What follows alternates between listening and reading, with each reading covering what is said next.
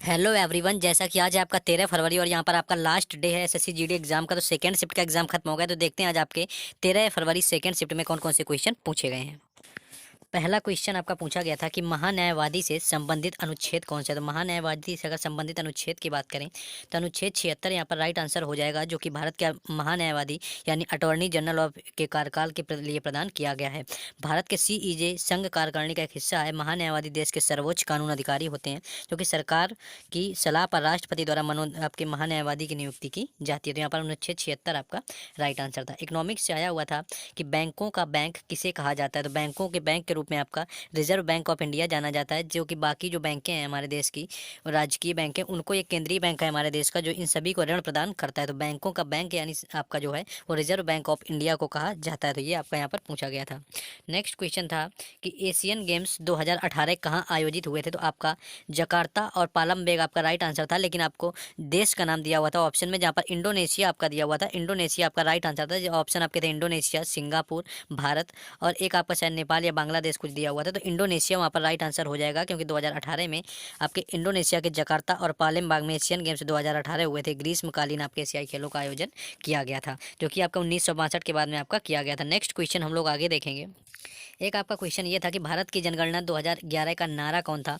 तो हमारी जनगणना हमारा भविष्य, ये आपका नारा दिया हुआ था। दरअसल इससे जो क्वेश्चन था आपका मैच करने वाला आया हुआ था। तो 2011 की जो जनगणना है देश की 15वीं राष्ट्रीय जनगणना है, क्योंकि आज़ादी के आपके बाद की अगर बात करें तो ये 7वीं जनगणना हुई थी। वर्ष 2011 की जनगणना 31 मार्च 2011 को केंद्रीय गृह सचिव और भारत के आरजीआई द्वारा जारी की गई थी।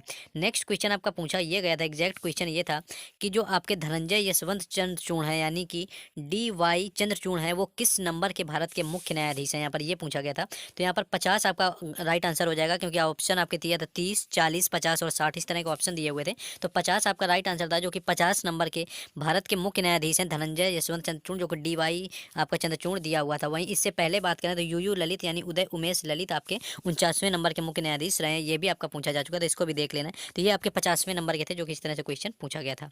नेक्स्ट आपका ये क्वेश्चन था कि 2011 आपका ये पूछा था कि जो भारत का जो क्रिकेट का वनडे वर्ल्ड कप होता है उसका आयोजन किसने किया हुआ है, किस भारत ने कब किया था। तो आईसीसी क्रिकेट वर्ल्ड कप आपका 2011 10वां क्रिकेट आपका विनर पूछा था, विश्व कप था। और इसकी मेजबानी टेस्ट क्रिकेट वाले 3 दक्षिणी खेलों के देशों आपके द्वारा की गई थी। तो यहाँ पर 2011 का आपका पूछा गया था, इसमें कि भारत, श्रीलंका और बांग्लादेश आपने की इसकी मेजबानी की हुई थी देश ने, और 2011 में आपका जीता हुआ था, जो कि आपको ऑप्शन में दिया हुआ था कि भारत इनमें से कब आपका जीता हुआ था यहाँ पर क्रिकेट वनडे वर्ल्ड कप जो हुआ था। तो वर्ल्ड कप जो है 2011 आपको ऑप्शन में दिया था। इससे पहले आपका 1983 में भी जीत चुके हैं, लेकिन आपको ऑप्शन में नहीं था। 2011 आपको ऑप्शन में था, जो कि राइट आंसर था। यानी पहली बार आपका 1983 और दूसरी बार 2011 क्रिकेट विश्व कप में आपका जीता हुआ महेंद्र सिंह धोनी तथा कपिल देव की कप्तानी में ये आपके जीते गए हैं। नेक्स्ट क्वेश्चन था आपका, नेक्स्ट आपका यहाँ पर ये पूछा गया था कि नेक्स्ट क्वेश्चन यहाँ पर आपके पूछा गया था कि चौथी पंचवर्षीय योजना जो थी उसका कार्यकाल क्या था, समय क्या था। तो इस योजना की शुरुआत आपकी वर्ष 1969 को की गई थी। इस योजना का कार्यकाल सन 1969 से लेकर के 1974 तक चला था। तो ये आपसे पूछा गया था कि आपकी चौथी पंचवर्षीय योजना का टाइम पीरियड क्या था। तो आपको 1969 से 1974 आपका राइट आंसर था। और इस समय जो प्रधानमंत्री थी भारत की, वो तत्कालीन प्रधानमंत्री इंदिरा गांधी रही हुई थी। नेक्स्ट क्वेश्चन है कि पाइका किस भारतीय राज्य से जुड़ा एक पारंपरिक नृत्य है। यहाँ पर पाइका नृत्य पूछा गया था। तो पाइका झारखंड से जुड़ा एक पारंपरिक नृत्य है, और पाइका नृत्य मुख्य रूप से आपका मुंडा समुदाय के द्वारा मनाया जाता है। जैसे कि आपका छऊ पूछ लिया गया था फर्स्ट शिफ्ट में, झारखंड के नृत्य यहाँ पर पूछे जा रहे हैं। तो यहाँ पर आपका ये पूछा गया था कि पाइका किससे संबंधित है। तो पाइका यहाँ पर आपके भारत राज्य से, सॉरी, झारखंड से आपका संबंधित एक यहाँ पर नृत्य है, जो कि यहाँ पर मुंडा जनजाति के द्वारा किया जाता है। इस नृत्य के रूप में मार्शल आर्ट को खुद अन्य चरणों में मिला करके आपका किया जाता है। नेक्स्ट क्वेश्चन हम लोग देखेंगे। नेक्स्ट क्वेश्चन था कि प्लासी का युद्ध कब हुआ था, यहाँ पर दिया हुआ था। तो ये आपका जो प्लासी का युद्ध है वो आपका 23 जून 1757 को हुआ था। और इस युद्ध में एक तरफ ब्रिटिश ईस्ट इंडिया कंपनी की सेना और दूसरी तरफ बंगाल के नवाब की सेना थी। तो इस सेना में रॉबर्ट क्लाइव के नेतृत्व में आपका नवाब सिराजुद्दौला को हरा दिया था। यहाँ पर सिराजुद्दौला आपका हार गया था। तो ये पूछा था कि प्लासी का युद्ध आपका कब हुआ था। तो प्लासी का युद्ध यहाँ पर 23 जून 1757 आपका राइट आंसर था। नेक्स्ट क्वेश्चन था कि निम्नलिखित में से 11 मौलिक कर्तव्यों आपको दिया हुआ था कि निम्न में से इनमें से कौन सा आपका मौलिक कर्तव्य के अंतर्गत नहीं आता है।